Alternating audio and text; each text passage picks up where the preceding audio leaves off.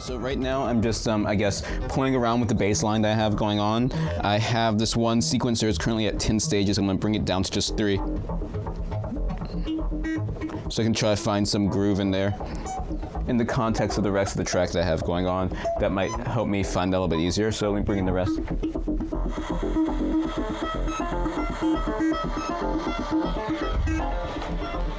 And I'm gonna make a couple of these little small nested loops that I'm gonna jump between for this bass line that might add some interest. For one, my name is Jelani. I used to just go by Jelani for my artist name, but there's apparently a couple other Jelanis, so I had to figure out like what I'm going to do for something a little bit more like myself. And I'm born in the year 92. If you translate, I guess if you turn the numbers into letters, 92 also is IB. So it's like IB Jelani. It's like a self-proclamation. But yeah, it's kind of like when all the music that I was inspired by was made. Like most of the rave records that I care about came like out of the 90s, and a lot of like the hip hop from the era that influenced me as well too, just growing up. It's kind of like that time period. So for me, it's kind of like golden era music. Also, it's when I was born. Okay, so it's like part 2.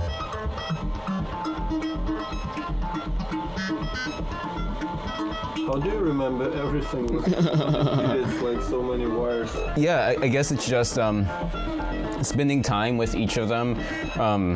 You kind of get a relationship with each module.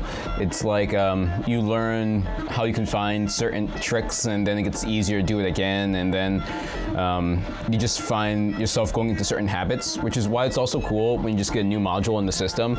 It gives you a chance to kind of like relearn everything, but just time. It's like with any instrument, if you get a flute for the first time or a guitar for the first time, you look at it, you're like, I'm overwhelmed. Same thing with this. At first it's overwhelming, but the technical side of the stuff isn't too complex. It's just more so finding something that feels interesting for creative aspects. But yeah, just spend some time with it.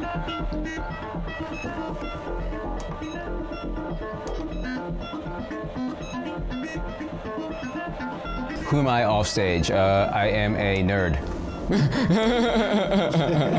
looks like that. Yeah, I spend my time with machines, cables, digging software, or Dexter, or whatever. Yeah. Bring some drums in here.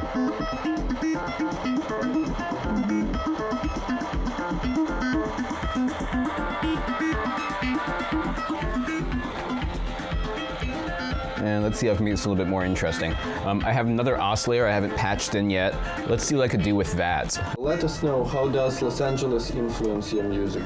Yeah, I mean, it's definitely one of the best places to get inspired just for the recording process. Studios have been here since, I guess, like the 50s, and if you just go on Craigslist or walk around different towns, you can kind of see remnants of people's studios from the past. It's kind of like everyone's dreams came here, and some people made it, some people didn't, but it's just a lot of like history in the town as far as putting effort into the creative process. Now, right now, we do have, in my opinion, one of the best rave scenes in the nation.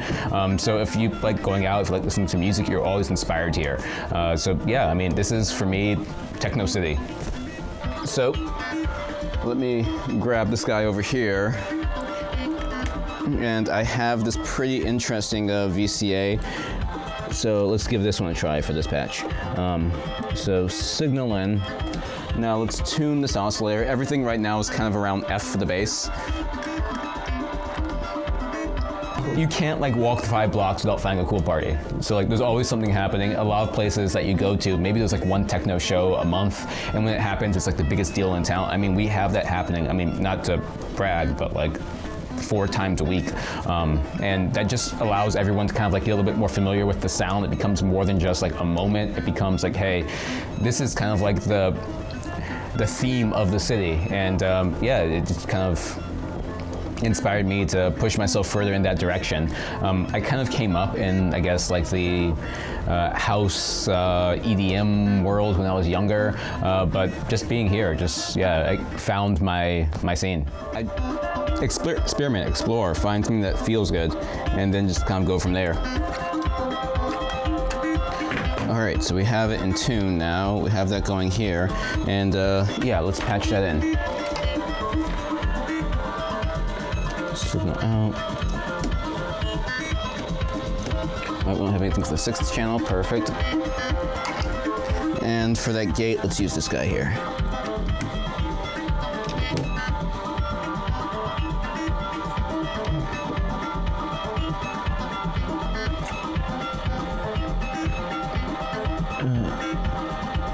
If that guy wants to play along. That's the thing about a lot of these modules. Some days they love you, some days you don't get what you need. So let's see how this is going. Yeah, the VCA is not opening up right now, but it happens. So let's try something different then. In that case, I might just use this audio going straight to here. Did you make this by yourself? Oh no, there's a like on Etsy or online, you can order custom panels, get different designs, find stuff that kind of like fits your style. My morning ritual is wake up, coffee, and maybe a joint, and then like just have that moment to myself before the day starts when like everyone's still waking up. That's my favorite time of the day. That's when I usually record the most. My nighttime ritual is just to like reset from the day. I might listen to music driving home and just go through and find my favorites from there. Whether that's just blasting it hard to reset, but I guess morning time's my creative time, nighttime my inspiration time. Oh sure, so this is kind of like a tuner. So I can, let's say if I have a gig, I want to make sure that my oscillators are in key. I can just plug this in really quickly on the go and kind of like tune it. It also has an oscilloscope on there, so if I just want to see what the waveform looks like, I can like do some science lab experiments. So I can like look at the waveform. If I go over here, it might be a little bit more interesting. I can animate that waveform. And if I take it slower, you can kind of see that resolution a little bit better. So it just lets me like have different tools of seeing what's going on with the sound. This one's more of a actual like all-in-one computer, piano, drum machine. So for that channel, I have this guy. It's like a back and forth conversation with me and the machine. So I don't necessarily go into it with too much like, hey, I'm looking for this sound. I'll just look with it. And then eventually I'll find things that sound cool, and then I try to process it and mix it, and I guess through that process, something naturally happens. It's like, I don't know if you've seen Chopped, the TV show where they have a bunch of chefs in the kitchen.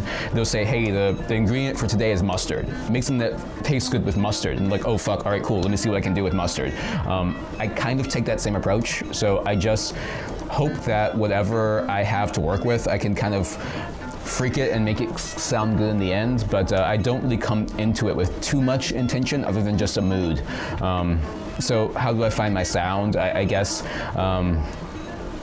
listening to myself in the machines, yeah.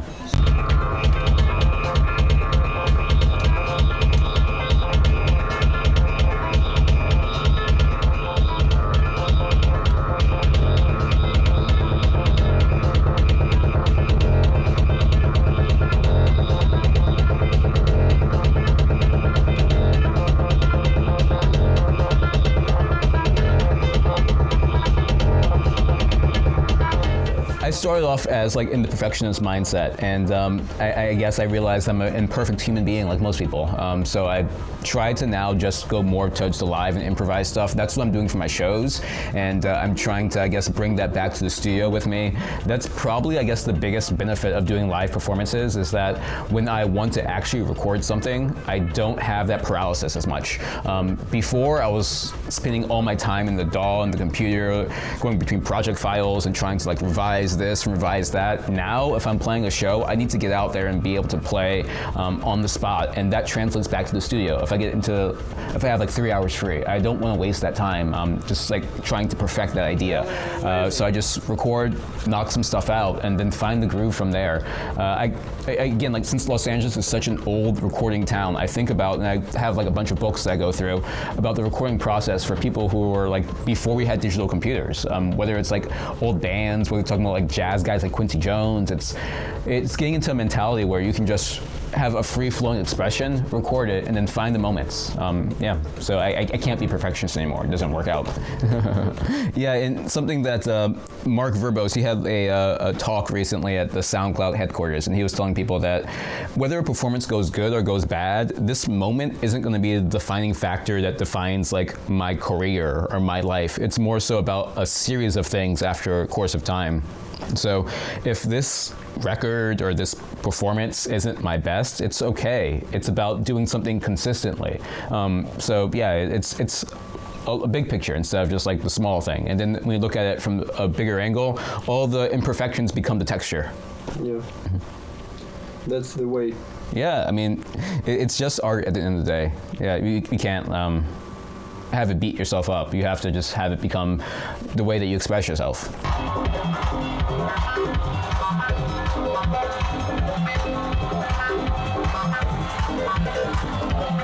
And yeah, just try stuff out, play with it for a little bit, and then break it. And then keep breaking it until you find a place where it's in between like stable and not. And that's usually where you find some fun stuff. Let's add some swing to this.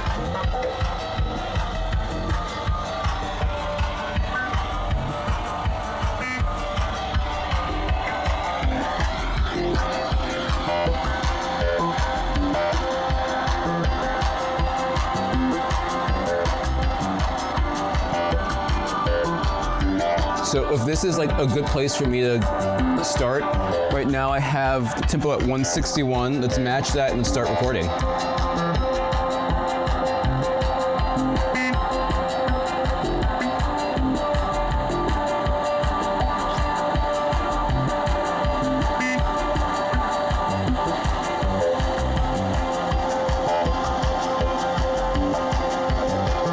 So now I'm just grabbing the audio from all the tracks at once.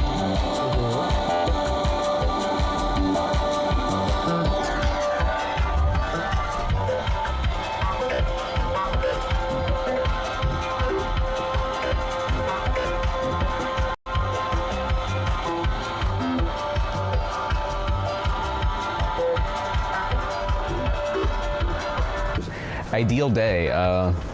There's some cool coffee shops around here. Wake up, grab some coffee, maybe have breakfast at, there's like this one diner called Millie's. It's a great place to have some food.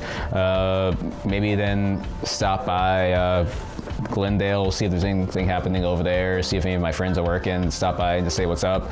Go out to the park, record some sounds, record some nature, and then bring it back and see if I can process anything. A lot of the places I like going to, whether it's outside or in the park, I bring like a little field recorder. Some songs, if you listen really closely, you might hear like a birds in the background or rain, or the sound of trees. It just adds kind of like a memory to the song. So for me, my records and my EPs are kind of like a photo book. Whatever was happening in that month, I kind of try to incorporate sounds or ideas into whether it's like the track titles or the soundscapes. To just tie it back to like a time in my life. Ocean vibes. Then I have on another channel over here, if I go back to the mixer, I have this one sequencer that I have kind of controlled the time with one of the rows, and it's being a little bit sporadic, but in context with everything. That's from the OPXY.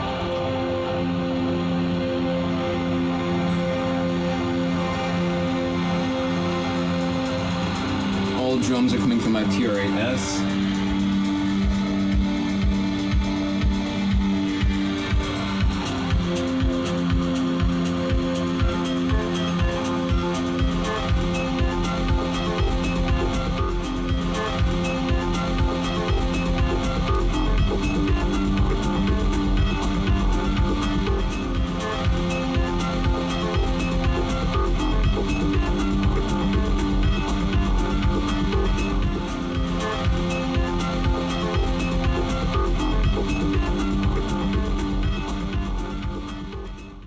So yeah, we're here in the Huntington Library, just a nice place to kind of get away from the city, reset your brain, see some nature and some art. They have a lot of different exhibits here, a lot of different gardens, so you can spend some time in just one area, maybe bring like a little sketchbook or a camera, take some pictures, and come back home with some ideas. And may get some records. Exactly. So I brought my field recorder, so once we get to, let's say, maybe like the bamboo garden, I'll break it out and yeah, get some recordings. Oh, I have no idea. But No, you have to know something. it reminds me of From New York. middle of the night, I wake up and I'm watching myself dream, so maybe it's just like the ability to watch yourself as you sleep, the alibi experience. I'm just guessing. Process of interesting. Wasn't too far away.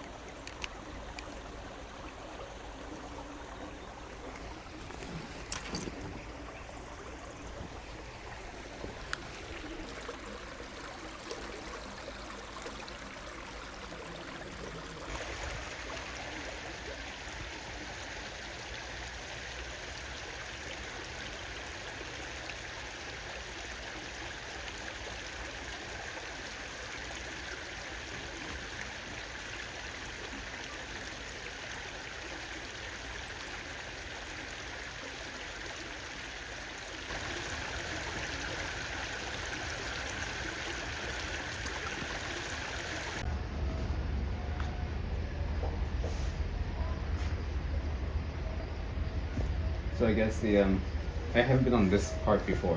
There's an entire other Japanese garden that goes this way too. But I guess this is just kind of like a taste of it before you go all the way over there.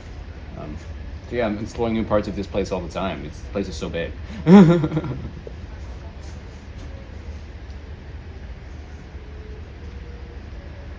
can easily spend like a couple days here and not see everything.